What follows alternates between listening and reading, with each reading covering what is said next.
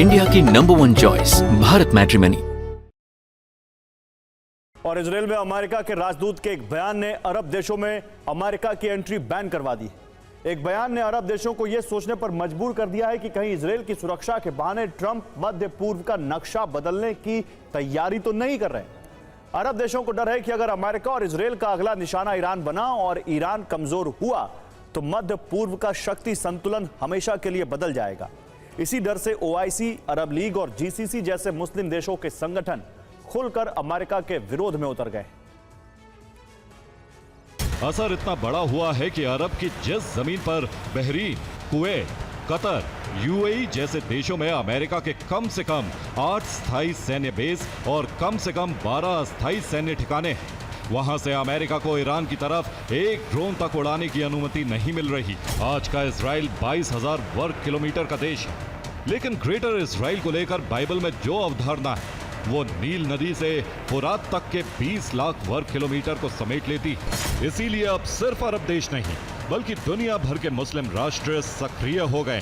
3 बड़े संगठन एक साथ सामने आए हैं। इस्लामिक सहयोग संगठन यानी ओआईसी, अरब लीग यानी एलएएस और गल्फ कॉरपोरेशन काउंसिल यानी जीसीसी। इन तीनों ने अमेरिकी बयान की कड़ी निंदा करते हुए साफ कहा है कि अरब क्षेत्रों पर किसी भी प्रकार का इजरायली नियंत्रण स्वीकार नहीं किया जाएगा। अरब देशों को फिर एक बार इजराइल और मध्य पूर्व का नक्शा बदलने की आशंका है, क्योंकि ऐसा अब तक कई बार हो चुका है। सबसे पहले 1917 का नक्शा देखिए, तब इजराइल नाम का कोई देश नहीं था। पूरा इलाका ब्रिटिश शासन के अधीन फिलिस्तीन कहलाता था। फिलिस्तीन के बीच बस कुछ यहूदी बस्तियां थीं। 1947 में संयुक्त राष्ट्र ने जमीन को 2 हिस्सों में बांटने का प्रस्ताव रखा, 45% अरब राज्य और 55% यहूदी राज्य, और यरूशलेम को अंतर्राष्ट्रीय शहर बनाने की योजना बनी। 1948 में इजराइल बना और उसी के साथ युद्ध छिड़ गया, लेकिन युद्ध खत्म हुआ तो इजराइल अपने प्रस्तावित नक्शे से बड़ा हो चुका था। यह इजराइल का पहला विस्तार था। इसके बाद 1967 में 6 दिन की जंग हुई और इस युद्ध के बाद मध्य पूर्व का नक्शा बदल गया। गाजा, वेस्ट बैंक, पूर्वी यरूशलेम, गोलान हाइट्स और सिनाई पर इजराइल का कब्जा हो गया। 1993 से 1995 के दौरान ओस्लो अकॉर्ड हुए, यानी ओस्लो समझौते हुए, और वेस्ट बैंक को 3 हिस्सों में बांटा गया। एरिया ए फिलिस्तीनी प्रशासन, एरिया बी साझा नियंत्रण और एरिया सी इजरायली नियंत्रण। अब साल दर साल इजराइल के विस्तार की इस कहानी को एक साथ देखिए। अब एक बार फिर जंग छिड़ने की आशंका है, तो क्या इजराइल का नक्शा एक बार फिर बढ़ेगा? अब अमेरिका के राजदूत ने ग्रेटर इजराइल का समर्थन करके नई बहस छेड़ दी है। अरब दुनिया को डर है कि अगर ईरान कमजोर हुआ तो मध्य पूर्व का नक्शा एक बार फिर बदलेगा और आज का इजराइल बढ़कर ग्रेटर इजराइल बन जाएगा।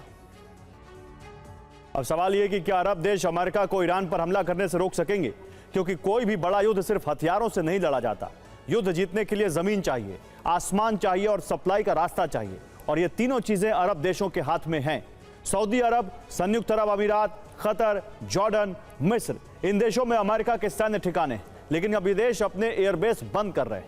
इतना ही नहीं, एयर स्पेस भी बंद करने की बात कह रहे हैं। युद्ध छिड़ा तो यहां से सैन्य लॉजिस्टिक्स की सप्लाई भी बंद की जा सकती है और अमेरिका पर ज्यादा दबाव बनाने के लिए तेल सहयोग भी सीमित किया जा सकता है। ग्रेटर इजराइल की बहस के बीच 3 बड़े संगठन एक साथ सक्रिय हुए।